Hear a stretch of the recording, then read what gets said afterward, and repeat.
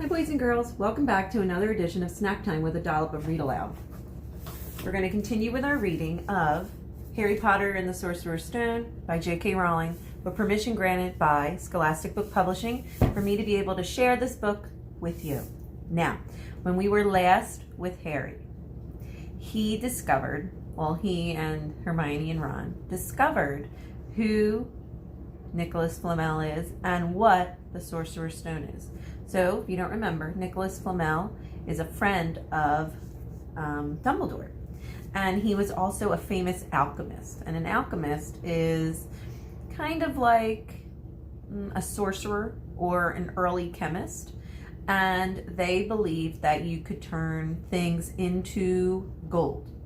So according to what Harry and Ron and Hermione found out, the Sorcerer's Stone could turn anything into gold, but it could also make the owner immortal. So that's Nicholas Flamel. They found out, or they kind of figured out, inferred, that the thing, that grubby little package, if you remember, that Fluffy was protecting was none other than the Sorcerer's Stone. So today we're going to continue with our adventure with Chapter 14, Norbert, the Norwegian Ridgeback. Okay? So, if you can use that picture to give you a clue, a Norwegian Ridgeback is a kind of dragon. Now, think or infer or conclude, who do you think would love an animal such as a dragon? Who do you know that loves all kinds of animals? I'm listening. Oh, good thinking. We'll have to see if that's true. Here we go. Chapter 14. Quarrel, however, must have been braver than he thought, or than they had thought. In the weeks that followed, he didn't seem to be getting paler or thinner. But it didn't look as though he had cracked yet.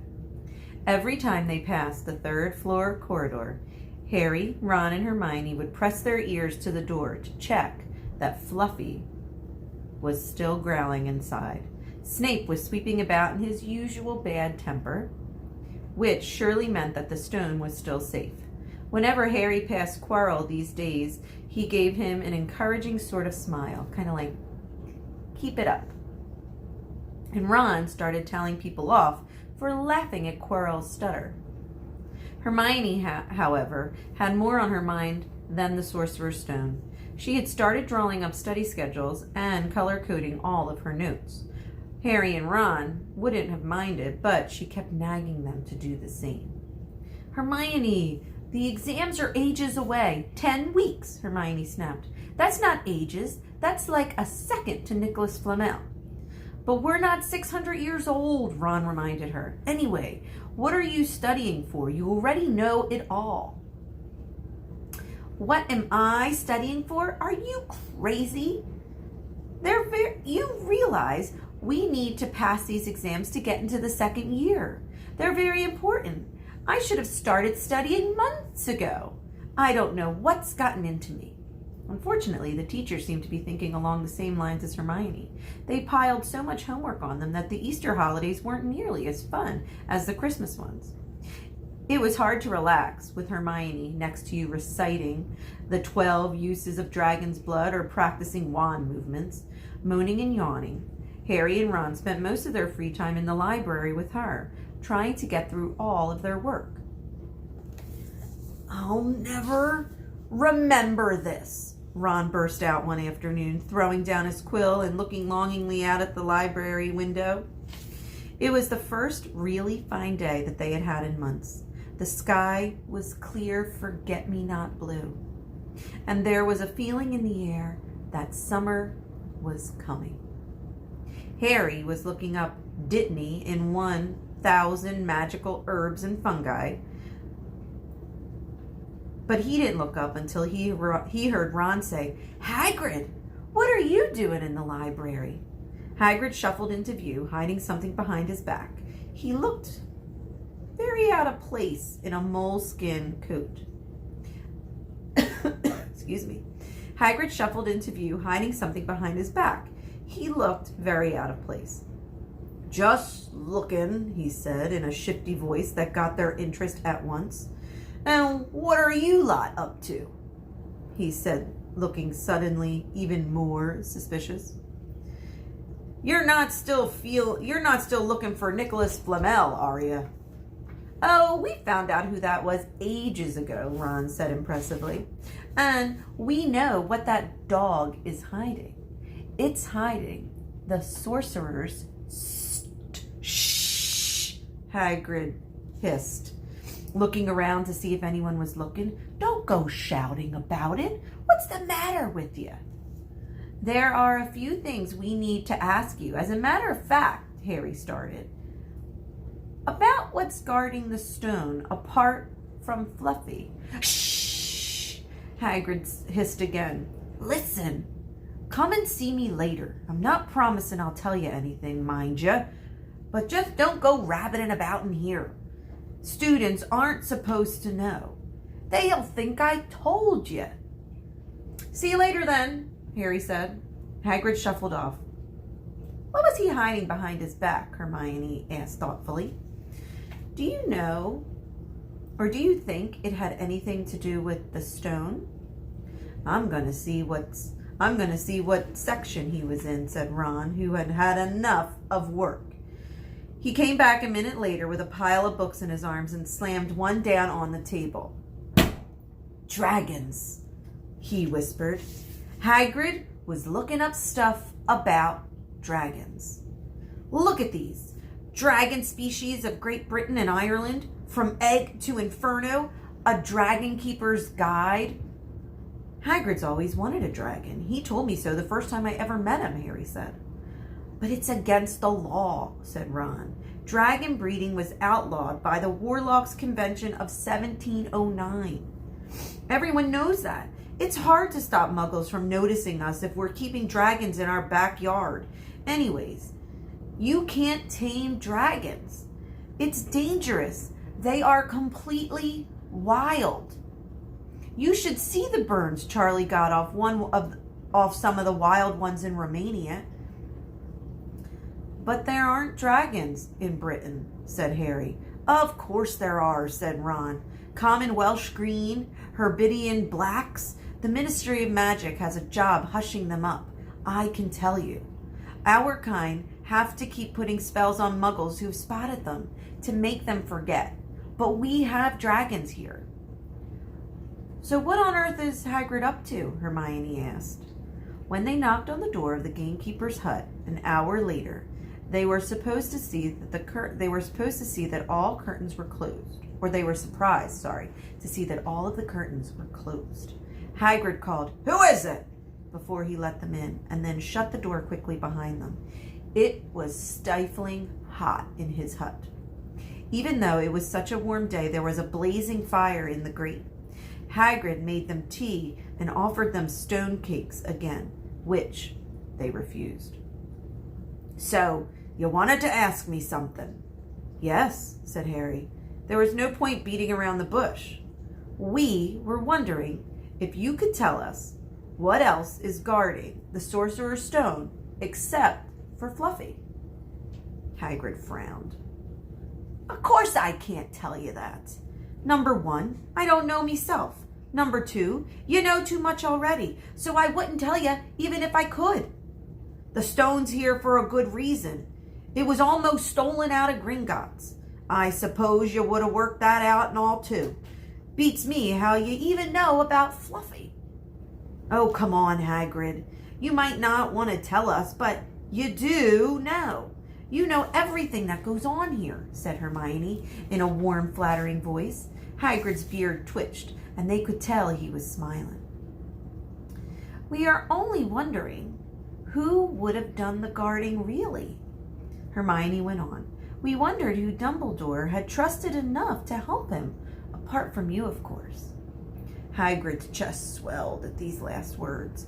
Harry and Ron beamed at Hermione. "Well, I don't suppose it could hurt to tell you that, well, let's see.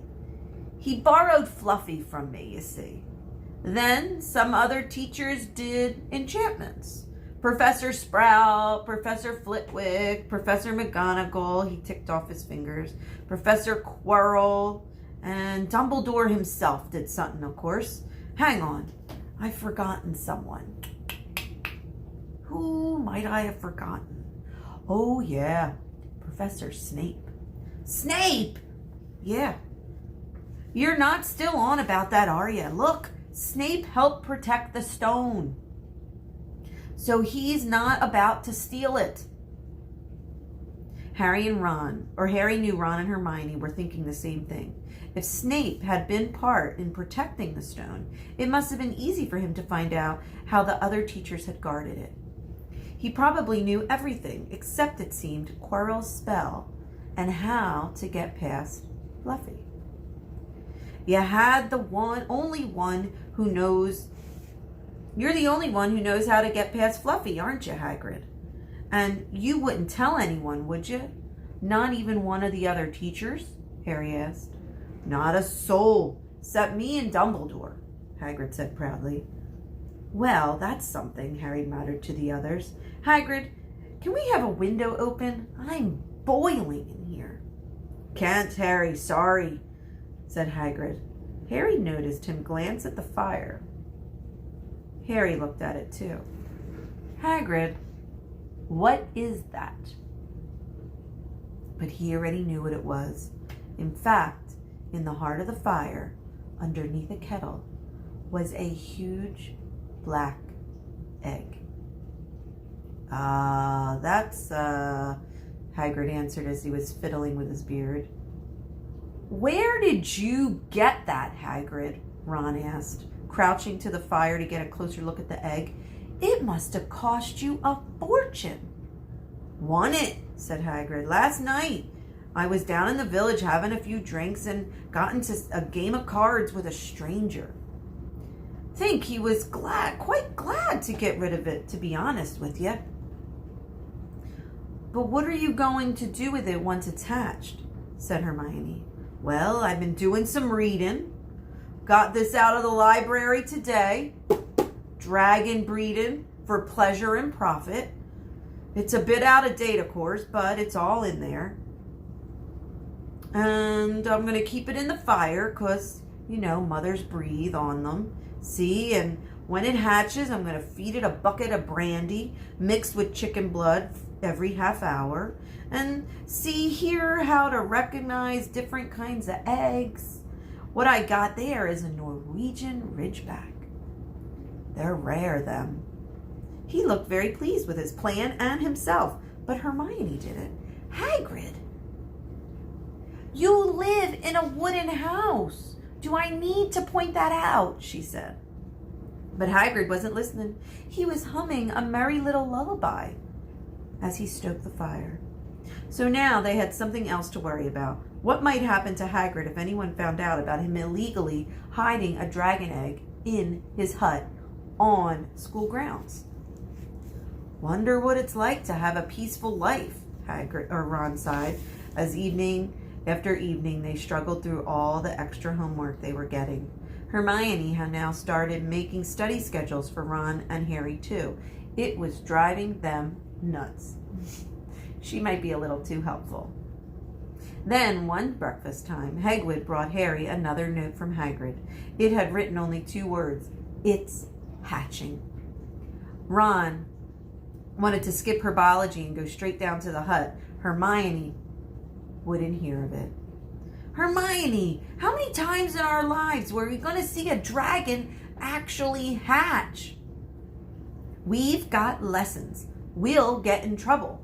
And that's nothing to what Hagrid's going to be in when someone finds out what he's doing. Shut up, Harry whispered. Malfoy was only a few feet away, and he had stopped dead to listen. How much had he heard? Harry didn't like the look on Malfoy's face at all. Ron and Hermione argued all the way to herbology, and in the end, Hermione agreed to run down to Hagrid's with the other 2 during morning break. When the bell sounded from the castle at the end of their lesson, all 3 of them dropped their trowels at once, hurried through the grounds to the edge of the forest. Hagrid greeted them, looking flushed but excited. "It's nearly out," he ushered them into the hut and shut the door behind them. The egg was lying on the table. There were deep cracks in it. Something was moving inside. A funny little clicking noise was coming from inside. They all drew their chairs up to the table and watched with bated breath. All at once there was a scraping noise, and the egg split open. The baby dragon flopped out onto the table. It wasn't exactly pretty. Harry thought it looked like a crumpled black umbrella. Its spiny wings were huge compared to its skinny jet black body. It had a long snout and wide nostrils. The stubs of horns were bulging, and he had orange eyes. It sneezed, "Choo!" and a couple of sparks flew out of its snout. "Isn't he beautiful?" Hagrid murmured. He reached out a hand to stroke the little dragon's head. It snapped at his finger, showing pointy fangs.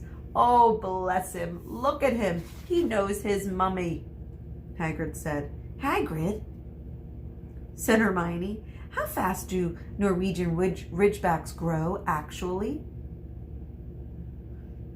Hagrid was about to answer when the color suddenly drained from his face. He leapt to his feet and ran to the window. "What's the matter?" Someone was looking through the gap in the curtains. "It's a kid. He's running back to the school." Harry bolted to the door and looked out. Even at a distance, there was no mistaking the pale-haired boy. Malfoy had seen the dragon. Something about the smile lurking on Malfoy's face during the next week made Harry, Ron, and Hermione very nervous. They spent most of their free time in Hagrid's darkened hut, trying to reason with him. "Just let him go," Harry said. "Set him free." "I can't. He's too little. He'll die. He needs his mummy," Hagrid tried to reason. They looked at the dragon. It had grown 3 times the length in just 1 week. Smoke kept furling out of its nostrils. Hagrid had been doing his gamekeeping duties, or hadn't been doing his gamekeeping duties because the dragon was keeping him so busy. There were empty brandy bottles and chicken feathers all over the floor. "I decided to call him Norbert," said Hagrid, looking at the dragon with misty eyes. "He really knows me. Watch. Norbert, Norbert, where's your mummy?" "He's lost his marbles," Ron said in Harry's ear. "Hagrid," said Harry loudly, "give it 2 weeks, and Norbert's going to be as long as your house." Malfoy could go to Dumbledore at any minute. Hagrid bit his lip. I know. I can't keep him forever, but I just can't dump him. I just can't." Harry suddenly turned to Ron. "Charlie," he whispered. "You're losing it too," said Ron. "I'm Ron. Remember my name?" "No, not you as Charlie. Charlie, your brother. Charlie in Romania, studying the dragons. We could send Norbert to him.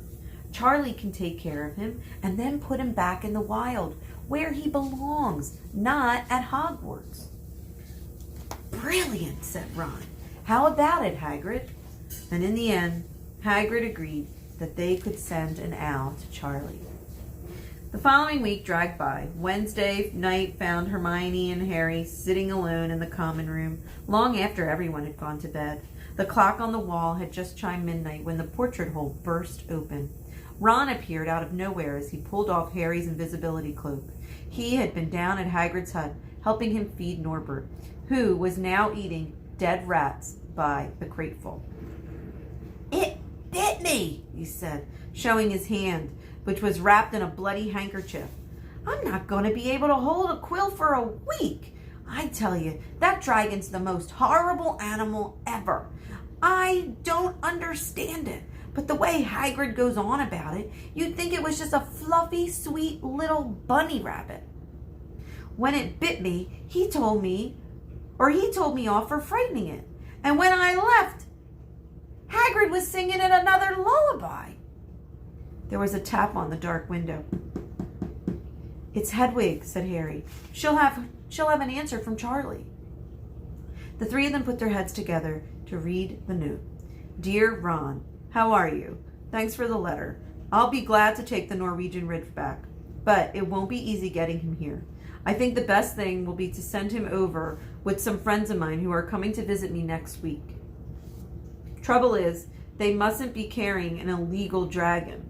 Could you get the Ridgeback up to the tallest tower at midnight on Saturday? They can meet you there and take him away while it's still dark. Send me an answer as soon as possible. Love, your brother, Charlie." They looked at one another. "Well, we've got the invisibility cloak," said Harry. "It shouldn't be too difficult. I think the cloak's big enough to cover two of us and Norbert." It was a mark of how bad the last week had been that the other two agreed with him. Nothing would stop them from getting rid of Norbert and Malfoy. There was a hitch. The next morning, Ron's bitten hand had swollen to twice its usual size. He didn't know whether it was safe to go to Madame Pomfrey. Would she recognize a dragon bite? By that afternoon, though, he had no choice. The cut had turned to a nasty shade of green.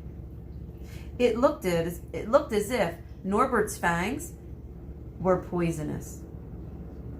Harry and Hermione rushed up to the hospital wing at the end of the day to find Ron in a terrible state in bed. It's not just my hand," he whispered, "although that feels like it's about to fall off.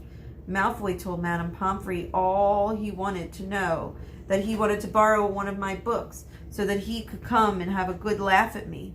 He kept threatening to tell her what really bit me. I told her it was a dog. But I don't think she believes me. I shouldn't have hit him at the Quidditch match. That's why he's doing this." Harry and Hermione tried to calm Ron down. "It'll be all right. It'll be all over at midnight on Saturday," said Hermione. But this didn't soothe Ron at all. On the contrary, he sat bolt upright and broke out into a sweat. "Midnight on Saturday?" he said in a hoarse voice. "Oh, no. Oh, no. I've just remembered. Charlie's letter was in the book that Malfoy took. He's going to know that we're going to get rid of Norbert." Harry and Hermione didn't get a chance to answer. Madame Pomfrey came over at a moment and made them leave, saying that Ron needed his sleep. Too late to change plans now. Harry told Hermione, "We haven't gotten time to send Charlie another owl, and this could be our only chance and our last chance to get rid of Norbert. We'll have to risk it, and we have to get the invisibility cloak. Malfoy doesn't know anything about it." They found Fang the boarhound sitting outside with a bandaged tail when they went to tell Hagrid, who opened a window to talk to them. "I won't let you in," he huffed. "Norbert's at a tricky stage right now. But nothing I can't handle, don't worry." When they told him about Charlie's letter, his eyes filled with tears, although that might have been because Norbert had just bitten him on the leg. It's all right. He only got my boot. Just playing. He's a baby, you know." The baby banged its tail on the wall, making the windows rattle of the hut. Harry and Hermione walked back to the castle, feeling Saturday could not come soon enough. They would have felt sorry for Hagrid when the time came for him to say goodbye to Norbert if they hadn't been so worried about what they had to do. It was very dark, it was very cloudy, and they were a bit late arriving in Hagrid's hut because they had to wait for Peeves to get out of their way in the entrance hall, where he had been playing tennis against the wall. Hagrid had Norbert packed and ready in a large crate. "He's got a lot of rats and some brandy for the journey," said Hagrid in a muffled voice. "And I've packed his teddy bear in the case, just in case he gets lonely."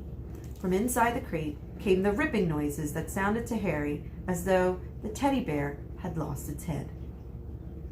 Bye-bye, Norbert, Hagrid sobbed as Harry and Hermione covered the crate with the invisibility cloak and stepped underneath it themselves. Mummy will never forget you. You'll always have a place in my heart. How they managed to get the crate back up to the castle, they never knew. Midnight ticked nearer as they heaved Norbert up the marble staircase in the entrance hall and along the dark corridors. Up another staircase, then another. Even one of Harry's shortcuts didn't make their work any easier. Nearly there! Harry panted as they reached the corridor beneath the tallest tower. Then a sudden movement ahead of them made them almost drop the crate. Forgetting that they were already invisible, they shrank into the shadows, staring at the dark outlines of two people grappling with each other 10 feet away. A lamp flared. Professor McGonagall, in a tartan bathrobe and a hairnet, had Malfoy by the ear. "Detention!" she shouted. "And 20 points from Slytherin, wandering around in the middle of the night. How dare you!" "You don't understand, Professor. Harry Potter's coming. He's got a dragon." "What utter rubbish! How dare you tell such lies? Come on, I shall see Professor Snape about you, Malfoy." The steep spiral staircase up to the north of the top of the tower seemed the easiest trip the steep spiral staircase up to the top of the tower seemed the easiest thing in the world after that. Not until they stepped out into the cold air did they throw off the cloak, glad to be able to breathe properly again. Hermione did a little dance, or a jig. "Malfoy got detention. I could sing." "Don't," Harry advised her. Chuckling about Malfoy, they waited, Norbert thrashing about in his crate. After 10 minutes, 4 broomsticks came swooping down out of the darkness. Charlie's friends were a cheery lot. They showed Harry and Hermione the harness they rigged up, so they could just suspend Norbert between them. They all helped buckle Norbert safely into it, and then Harry and Hermione shook hands with the others and thanked them very much. At last, Norbert was gone. They slipped back down the spiral staircase, their hearts as light as their hands, now that Norbert was off of them. No more dragons. Malfoy had detention. Who could spoil their happiness? The answer to that was waiting at the foot of the stairs. As they stepped into the corridor, Filch's face loomed suddenly out of the darkness. "Well, well, well," he whispered. "We are in trouble." They had left the invisibility cloak on the top of the tower. Dun, dun, dun. All right, so it looked like everything was going the right way for Harry and Hermione once they got rid of that troublesome little dragon. But they did something that we usually say, counting our chickens before they hatch, or maybe because of this chapter, counting our dragons before they hatch. They thought they were out in the clear. No one was going to catch them now that Professor McGonagall had left. But unfortunately, Mr. Filch, Argus Filch, was always kind of creeping around, and he was in the right place at the right time. And now, Malfoy, Ron, Hermione, most likely will have detention. Oh, sorry. Here we go. So that was a fun chapter. I do love how Hagrid seems to always get himself into trouble, but he has a big heart, especially when it comes to animals. And that big heart usually is what finds him in a rough spot.